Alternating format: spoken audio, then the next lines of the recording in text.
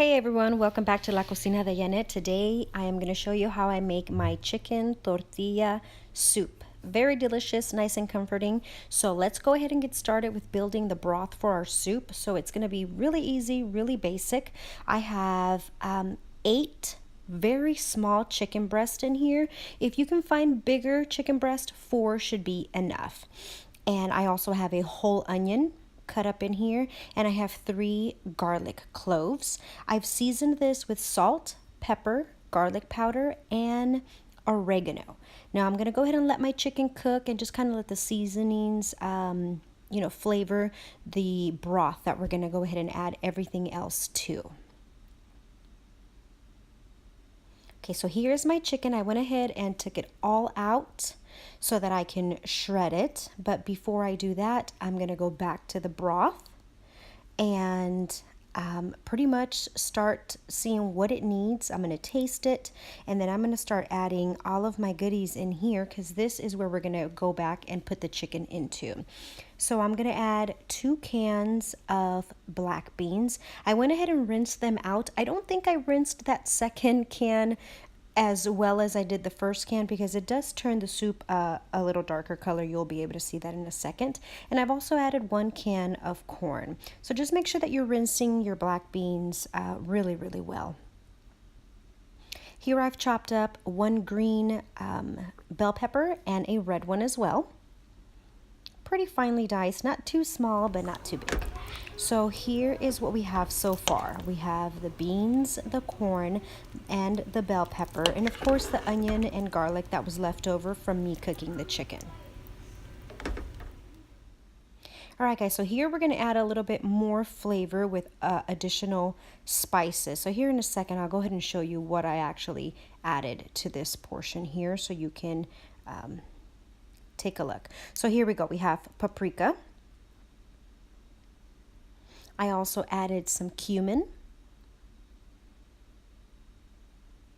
And last but not least, I added some chili powder. Now the exact amounts are going to be in the description bar below, so don't forget to check that out for the full recipe. Here I have about an 8-ounce can of tomato sauce. Yes, it's coming out of a Tupperware, but I know about how much was in there. Go ahead and stir all that in.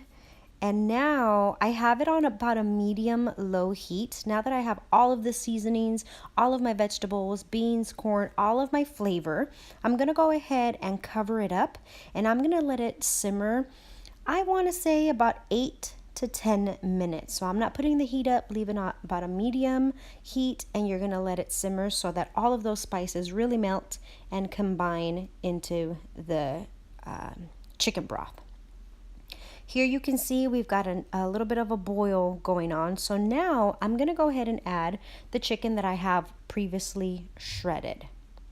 I'm kind of adding half. So I'm going to add 4 of the small chicken breasts in there. And then I'm going to mix it in because I want to see if it's going to be meaty enough or if I'm going to need to shred the other pieces and then add them. So here you go. You can see it looks like there's more vegetables than chicken, and of course that's not how I like it. I want kind of an even amount of chicken. So I'm shredding these 4, tossing them in there, and take a look now. You can see that there is a lot more chicken. It's even with the amount of vegetables, and that's the way that I like my chicken tortilla soup, so that with every bite you get a spoonful of everything. So yummy, especially for this cold weather right now. So here I'm covering it up, and I'm just going to let it simmer for a couple more minutes. While that simmers, I'm going to go ahead and chop up some cilantro, onion, my lime, and some avocado. These are going to be my toppings. So this is what the final dish looks like. After it's simmered for about 5 minutes with all the chicken in there, you don't want to cook it longer than that because your chicken, remember, is already cooked. You don't want to dry it out. You're going to serve yourself some in this nice bowl, and you're going to top it with onion, cilantro, avocado. I added some tapatío and a spoonful of homemade salsa that I had in the fridge.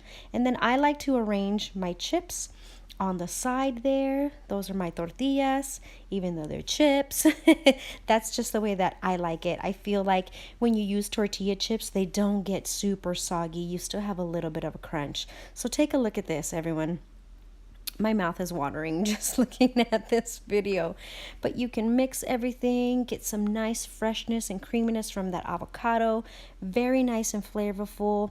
Add some chips onto your spoonful and please enjoy. Thanks again for watching. I hope that this was enjoyable. Don't forget to subscribe and I'll talk to you guys soon.